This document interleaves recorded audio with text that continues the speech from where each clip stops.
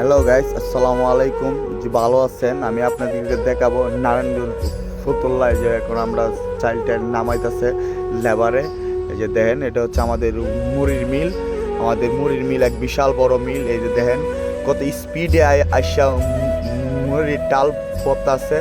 দেখেন, এই যে আমি আপনাদেরকে দেখাইতেছি। ও মা, কি গরম! দেখেন কত সুন্দর মুড়ি রমজান উপলক্ষে আপনাদের জন্য স্পেশাল করে। দেখেন, এই যে এটা হচ্ছে লোস্টার। এখানে চালগুলা দিই আমরা, এই ট্যাঙ্কির মধ্যে চালগুলা দিই, তারপরে মুড়ি হয়ে সরাসরি যা পড়তেছে। হ্যাঁ, সরাসরি যা পড়তেছে।